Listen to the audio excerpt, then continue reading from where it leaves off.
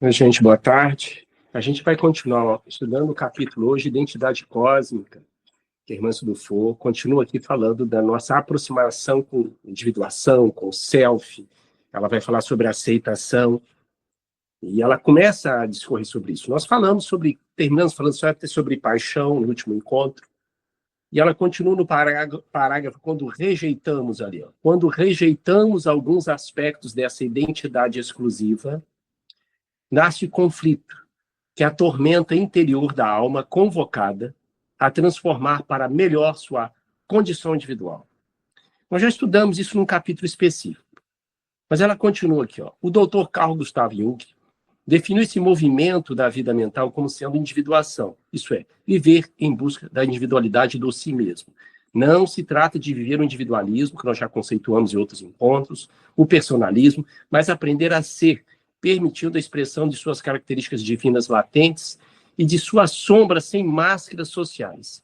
Individuação vem do latim indivíduos, cujo sentido é indiviso inteiro. Nós já estudamos muito sobre isso. A individuação é a nossa capacidade de entrar no nossa autoconsciência, saber o que você quer, a sua identidade, os seus valores reais.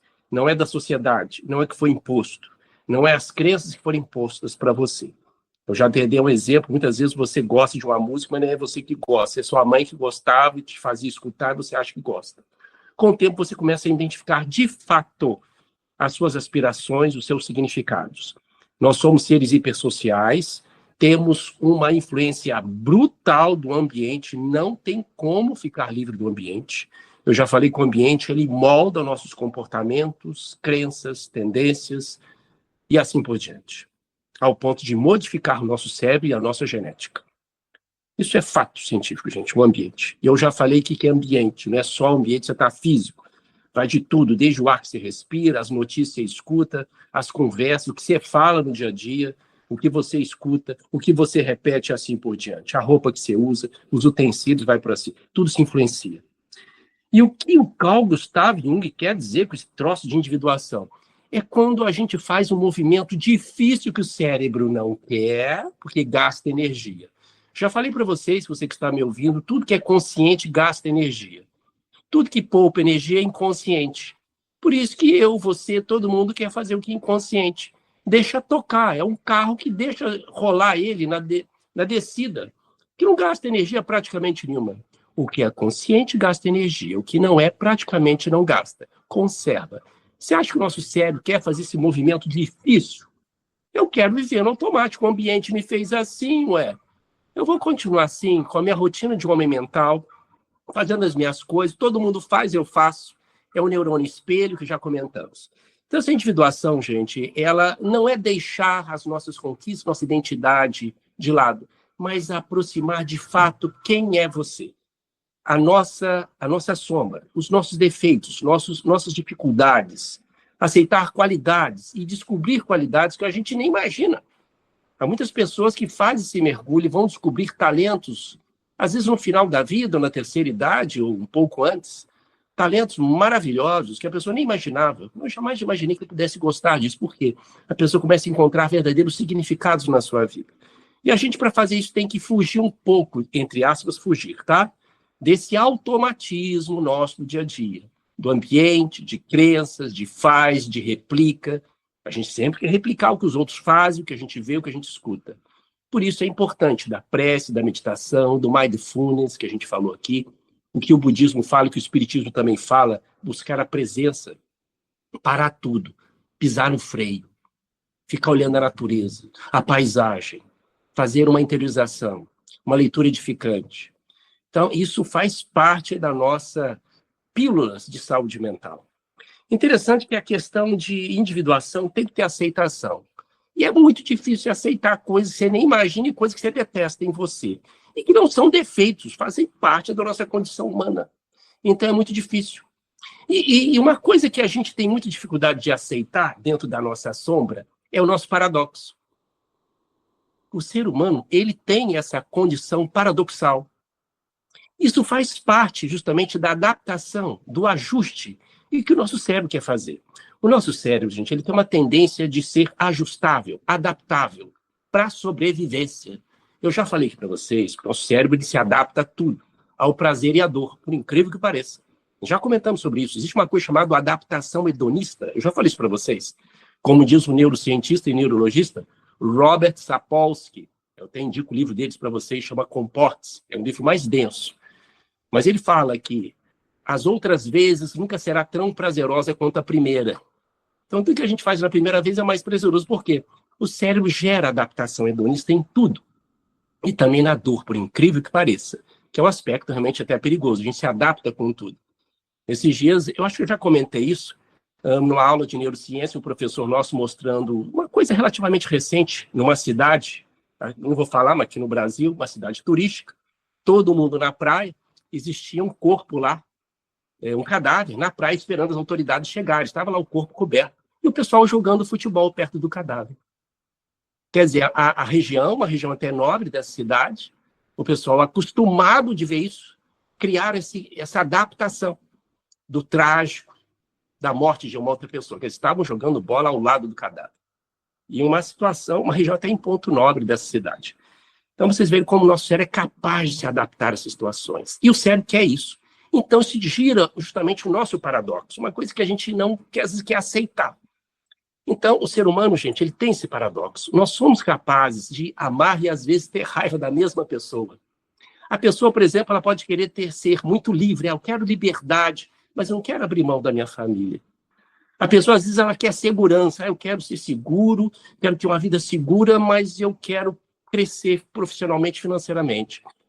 Então, esses paradoxos, e é muito mais comum que você possa imaginar, você que está me ouvindo, e que faz parte do nosso processo evolutivo humano e adaptativo, é uma necessidade nossa.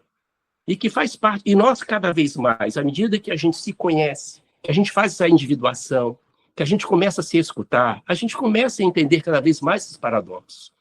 Interessante que esse paradoxo está muito bem demonstrado, por exemplo, no Evangelho de Jesus, quando Pedro ele nega Jesus 3 vezes.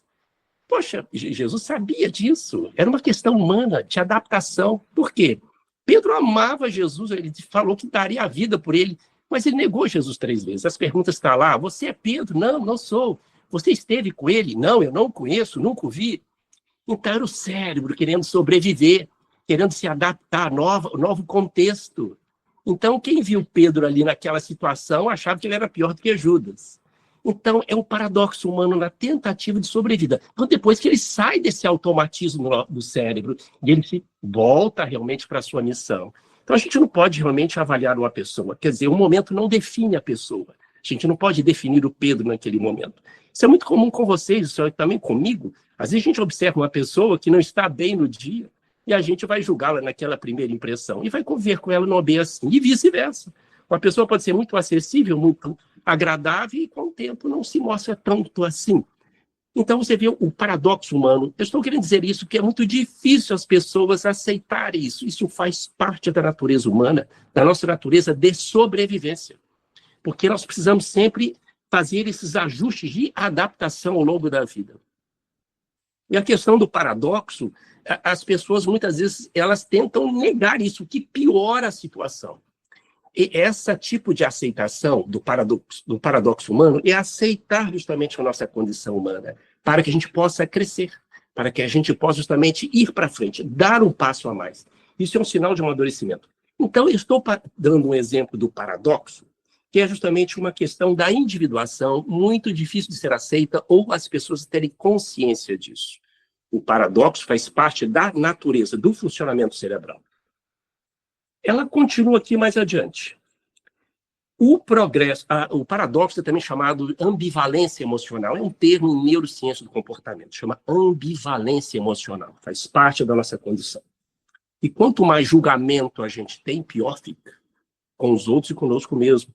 Porque essa aceitação é o primeiro passo. Ela continua. O progresso pessoal de cada um de nós é a arte de saber integrar os fragmentos da vida íntima, harmonizando-os para que reflitam as leis naturais de cooperação, trabalho e liberdade. O que ela quer dizer com esse troço de fragmentos que nós temos, progresso espiritual? Olha, gente, todos nós, como disse, nós temos várias personalidades dentro de nós. e temos que aceitar e tentar harmonizá-los ao longo do tempo. Como eu disse, não é uma parte nossa que vai nos definir. Nós somos seres completos, isso é óbvio, muito mais do que qualquer outro ser. E nós somos, como eu disse, uma média das pessoas que a gente vive. Então, realmente, essa média é que vai formando a nossa vida. Como eu disse, ninguém sai de uma relação ileso, sempre a pessoa vai deixar algo em nós. Nós somos esse retalho, né, de outras personalidades, de outras pessoas. Então, muitas das coisas que sentimos até, segundo os neurocientistas, não somos nós, não faz parte de nós. Nós aprendemos isso com a cultura, com o meio, da forma de expressar. Então, grande parte dos nossos sentimentos, e se discute se parte das emoções não seria aprendido pela cultura e pelo meio. Tá? Isso é uma questão ainda discutida aí no meio científico. Bom, mais adiante. Ela fala, somente vibrando, ela entra agora numa parte mais poética, mais profunda, mais espiritual, mais teológica. Você que está me ouvindo, está me acompanhando. Somente vibrando na frequência do amor. Esse movimento educativo da alma planifica-se sem angústia e o martírio, patrocinadores de longas e dolorosas crises nesse caminhar evolutivo. Bom, ela fala uma coisa agora importante. A convivência compassiva com nossa sombra só será possível com a aceitação de nossa identidade cósmica. O que ela quer dizer com isso, sombra e aceitação aqui? Primeiro, gente, lembrar que sombra é aquilo que a gente não quer ou aquilo que a gente acha que é um defeito. São coisas que a gente nem imagina que tem. E o que é identidade cósmica aqui? Essa identidade cósmica é uma expressão filosófica, mas ela usa de forma muito poética. Gente, o que vocês acham que é identidade cósmica? Querem falar? O que vocês entendem por isso? Eu acho que a nossa identidade cósmica é o nosso gene divino, né? Uma vez criados por Deus, nós temos o gene divino em nós, ou seja, todas as potencialidades estão em nós, em germe. Belíssimo, Ângela. Parabéns. Fala aí, Renato. Colabora com a gente. Márcia, quer falar? Identidade cósmica, quer falar, Renato? Márcia? É isso mesmo. Você que está me ouvindo na gravação, hein? Para um pouquinho, reflete um pouquinho, para um pouquinho o seu áudio, reflete um pouquinho que é identidade cósmica. Parece um pouco poético que ela fala, mas isso tem um significado muito grande. E a gente não precisa entrar em questões teológicas, filosóficas, espirituais para chegar nesse ponto, não. Para começar, do ponto de vista material, científico, nós todos temos realmente uma integração, uma identificação com o todo e uma interligação com ele. Como diz a Ângela, realmente todos nós temos o DNA do pertencimento do todo, que é o DNA de Deus. Mas do ponto de vista material também, gente. Você que está me ouvindo, eu já citei isso. Lembra da mosca? Aquela mosquinha que todo mundo não gosta, que vive flutuando nas nossas frutas. É a drosófila. É a mosca das frutas. Eu errei aqui por pouco a última vez, mas a nossa semelhança genética com a drosófila, com essa mosca das frutas, é 60% a 70%. É muito alto. Um ser humano tem um gene como ela. Só para vocês terem uma ideia, essa mosca ela é utilizada para testes genéticos em laboratórios, para tentar reproduzir nelas vários cânceres que são produzidos geneticamente, até doenças degenerativas. Essa mosca é muito utilizada para testes genéticos nos laboratórios. Você vê a semelhança genética. A nossa semelhança genética com o chimpanzé, o macaco, o orangotango, é 98%. O cão é em torno de 80%. Então, vocês veem, gente, que a nossa biologia, olha como é que ela se identifica com os outros animais. É muito semelhante, é uma coisa assustadora isso. Como se a gente se identifica fisicamente. E não precisa ser tão assim, complexo, não. A nossa constituição física, ela é muito semelhante dos animais, plantas, minerais, carbono, hidrogênio, oxigênio, nitrogênio, que formam seres, pelo menos orgânicos. É impressionante. Nós sabemos que no seu corpo e no meu corpo, tem átomos de seres vegetais, animais, de seres humanos que já morreram, que nem existe mais, pelo menos fisicamente, mas está agora formando o seu corpo e o meu corpo. Isso é uma prova material e científica que você queira ou não, se seja religioso, espiritual ou não, nós pertencemos a um todo. Estamos interligados a ele. E do ponto de vista teológico, espiritual, isso é mais brutal ainda, principalmente do que os nossos colegas nos disseram, que nós pertencemos ao todo. Olha só, o cérebro gosta de pertencimento, olha só. Isso dá mais significado de vida quando você pensa nesse pertencimento. Você se identifica. Por isso que é muito gostoso, e muitas pessoas fazem a terapia junto à natureza dos animais por isso. Porque quando você aproxima de um animal da natureza, você se identifica com ela, você se sente parte dela. Isso é mais do que genético. A gente sabe que é uma questão até espiritual nisso. Porque esse todo nos conecta. É isso que ela quer dizer de identidade cósmica. Quando a gente, mesmo você pode espernear, você pode dizer não, seja lá qual for a sua classe social, a sua crença, a sua cor, sua religião, seja lá o que for. Não tem como negar isso. Nós pertencemos ao todo. E ela chama isso de identidade cósmica. Que todos nós temos esse DNA do pertencimento físico e espiritual. Quando a gente não aceita isso, fica muito difícil a gente nos aceitarmos como parte deste conjunto que está em evolução. O Espírito Emmanuel, através de Chico Xavier, relata que progredir é a lei do universo. E todos nós estamos em processo contínuo de evolução. Desde o mineral, segundo até que a gente possa entender, até o anjo, o arcanjo. Então, todo esse processo nos faz crescer. Enquanto a gente não aceitar essa identidade, a gente não aceita o que a gente chama de defeitos, que são as nossas sombras, a nossa necessidade, justamente, de elaborar isso. Mas que tudo isso faz parte do nosso processo evolutivo. Então, por isso que ela diz que a nossa sombra só será possível com a aceitação da nossa identidade cósmica. Então, o indivíduo pode espernear, bater o pé, se ele não aceitar que fazemos parte de um todo, vai ficar muito difícil o nosso processo evolutivo. São poucos que têm consciência disso, né, gente? Que realmente da nossa pequenez, nós estamos interligados a todos os seres. Gostamos de pessoas ou não, gostamos de regiões ou não, nós estamos interligados. E o Espiritismo fala isso muito bem, o Budismo fala, outras religiões nos colocam muito bem isso, que sempre existe um ciclo contínuo de aprendizado. Como diz o Budismo, que o Espiritismo também comenta, não existe morte, não existe nascimento nem morte, existe continuação. Isso é essa questão de pertencer ao todo. É o dentro de um contexto que estamos em contínuo progresso. Por isso que ela continua depois. Pode falar? Você tem um defeito. Se você realmente não aceitar que você é um ser que pertence a esse contexto, o contexto todo está em evolução. O contexto todo, ele é mutável.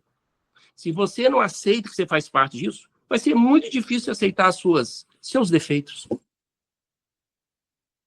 É a mesma coisa a planta começar a racionalizar. Eu queria ser mais florido, eu queria ser mais verde. O peixe dizer, eu queria andar igual o jacaré. O leão dizer, eu queria ser bonito igual o pavão. Estou dando um exemplo aqui, bem simbólico. Mas se você não aceitar que faz parte do todo, você está num processo evolutivo, que sua forma ela é mutável. Primeiro vem o envelhecimento, não tem como comparar.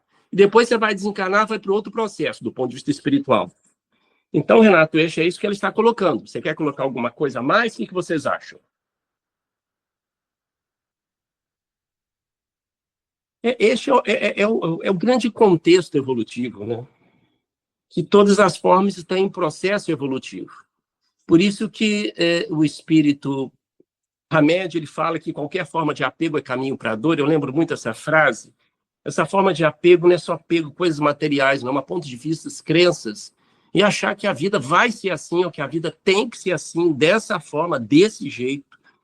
Isso realmente é bem difícil, é trazer muito sofrimento, realmente. Porque a gente quer os melhores momentos, é que a gente quer segurar as pessoas que a gente ama, não quer que ninguém vá, ninguém envelhece, ninguém adoece. É claro, nosso cérebro quer isso, ele quer justamente abrigo, mas realmente quando a gente não abre a nossa cabeça para saber que somos impermanentes, a dor começa a bater e não começamos a aceitar nada. Que bom que somos impermanentes, né? É o processo evolutivo. Por isso que ela continua aqui, Renato. Aceitar nossos sentimentos, desejos, ações, impulsos e pensamentos. Aceitar entrar em contato sem reprimir.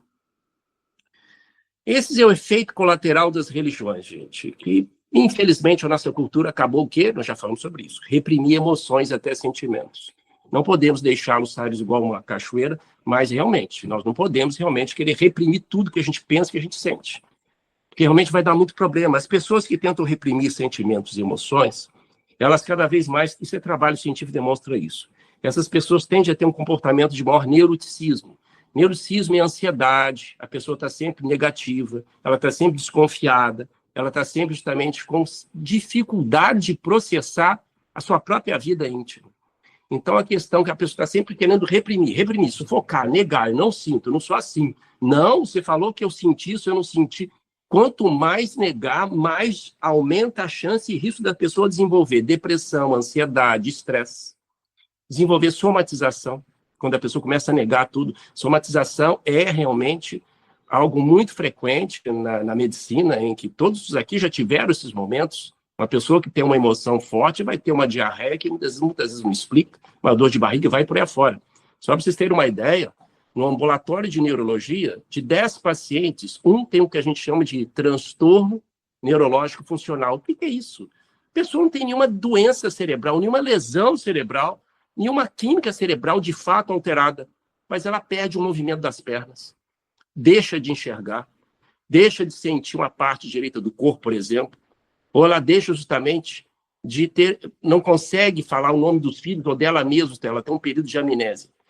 Que eu estou dando exemplo para vocês, gente, que existe um ambulatório no Hospital das Clínicas de São Paulo só para tratar esse tipo de paciente. Então, de 10 pacientes, eu estou falando no ambulatório de neurologia, imagine outras áreas, de 10, um apresenta o que a gente chama de transtorno neurológico funcional. Existem várias causas disso, tá?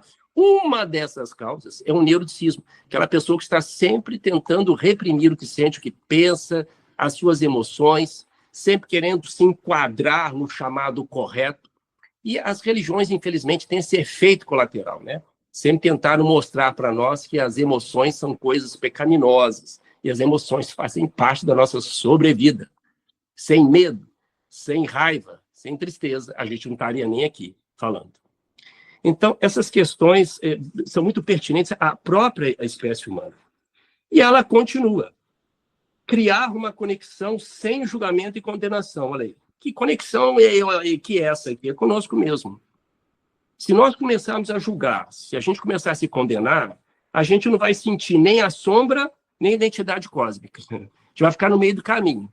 Eu não aceito minha sombra, mas se eu me julgo, eu também não sinto a identidade cósmica. Eu acho que a natureza é perfeita. Todo mundo é perfeito, eu não sou, eu tenho que ser... A pessoa fica nesse mundo perdido. Se a gente não identifica... É a aceitação dos dois. É o que ela está querendo dizer.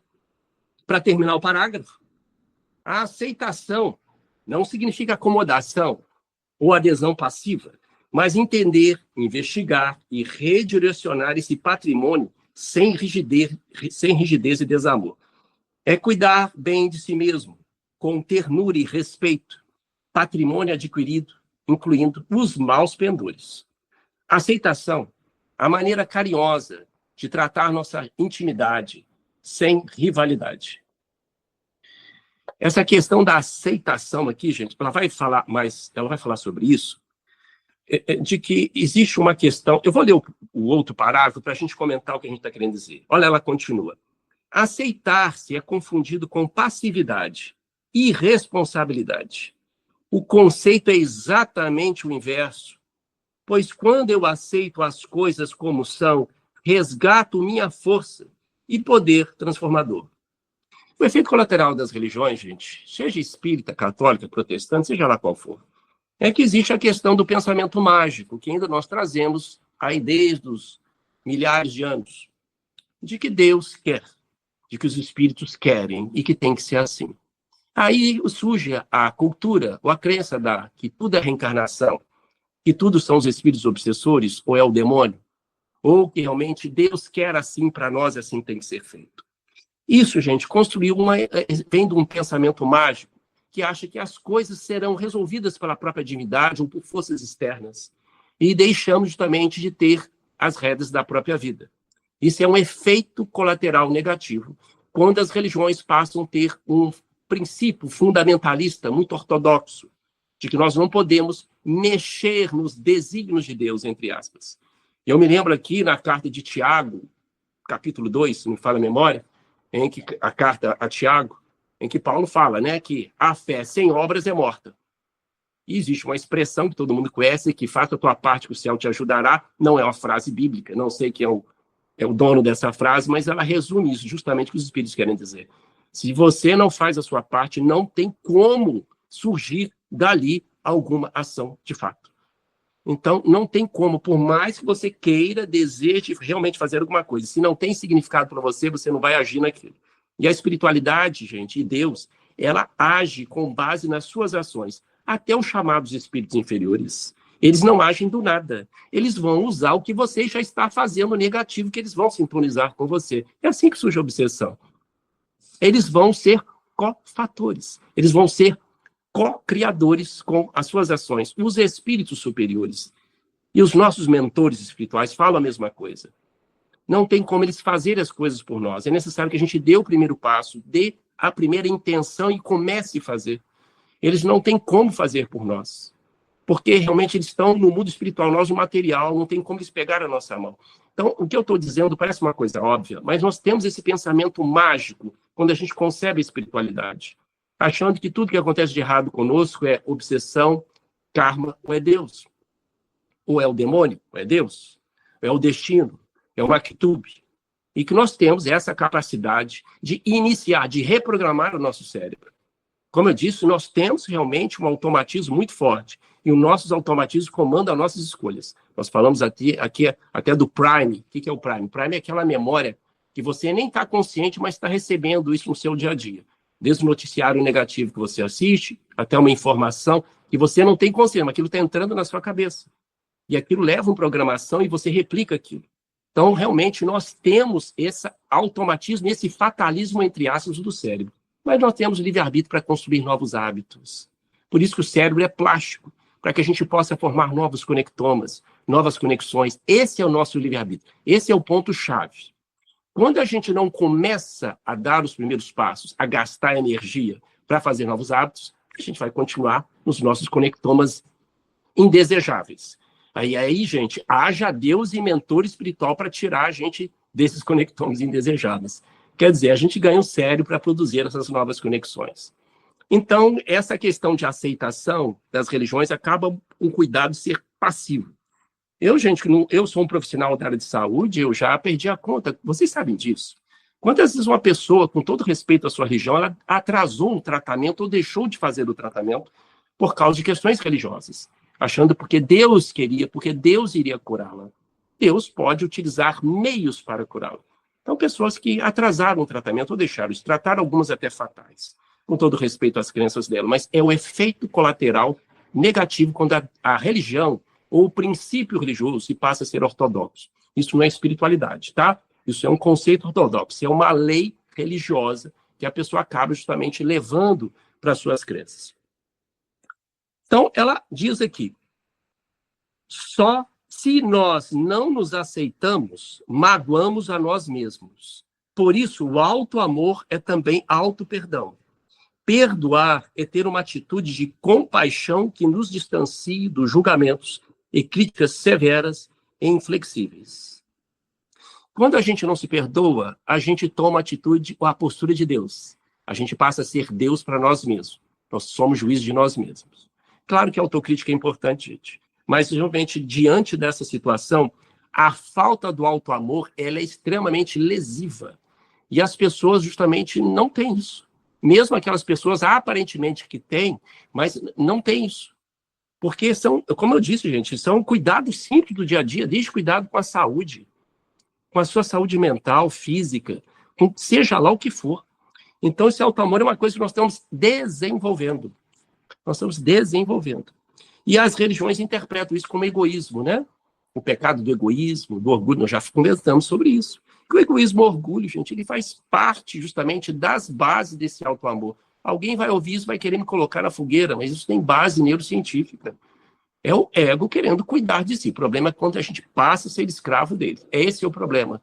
Então, na tentativa de compensar nosso desamor, a gente parte para o ego. Aí se torna egoísta.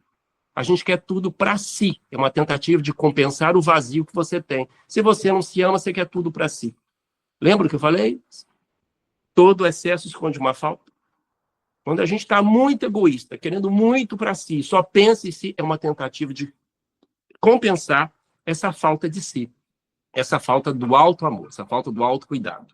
Então não tem nada a ver auto-amor, de fato, com egoísmo disfuncional que muitas religiões praticam ou ensinam. Lembrando que egoísmo e orgulho fazem parte do funcionamento normal da nossa mente. Terminando, faltam 7 minutinhos, né, Renato?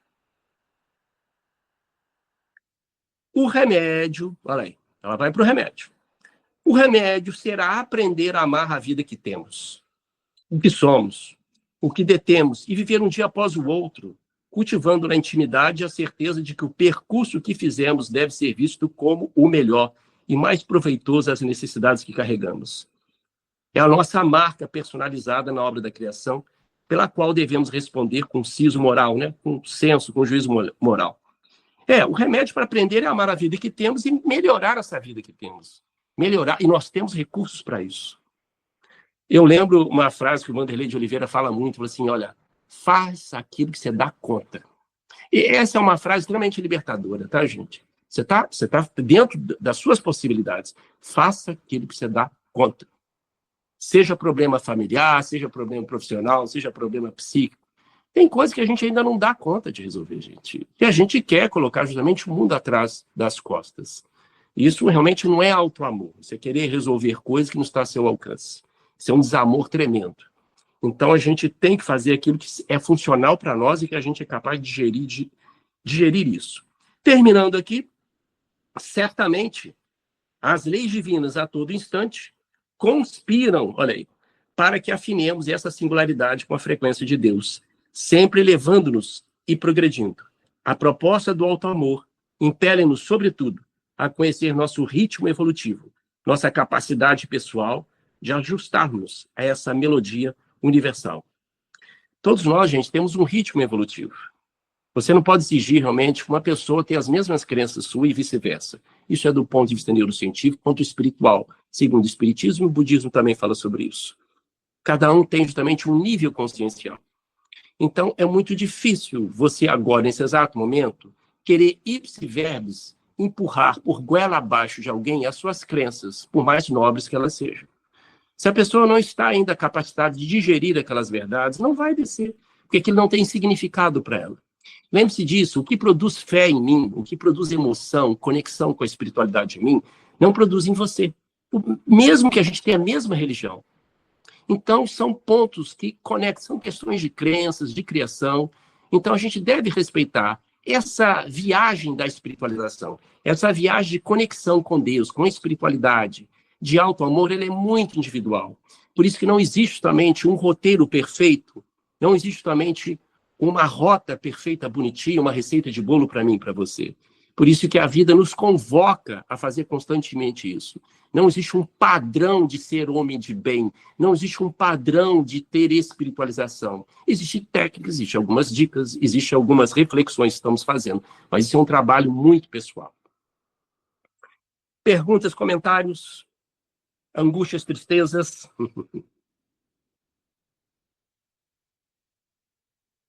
E, Renato, isso mesmo, pegando em necessidades pessoais, tá?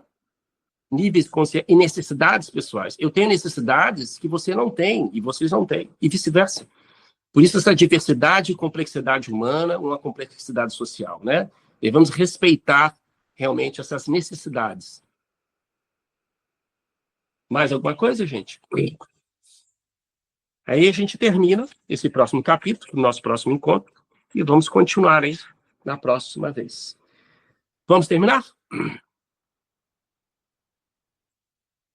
Vamos agradecer ao Mestre Jesus, vamos agradecer os espíritos amigos que estão em nossas casas, em nossos lares, derramando os fluidos balsamizantes medicamentosos nas nossas águas, nos nossos alimentos, nos nossos familiares, em nós. Pedimos que esses mentores se aproximem de nós, fortalecendo nossos chakras, fortalecendo o nosso corpo espiritual, físico, mental, para que possamos estar mais em sintonia com Deus, com a espiritualidade, com a vida, com a nossa essência. Jesus querido, nos ajude a levar tudo isso para o nosso coração, para o nosso dia a dia, e nos aceitarmos mais como somos, com as nossas limitações, com a nossa humanidade e com a nossa semente de angelitude.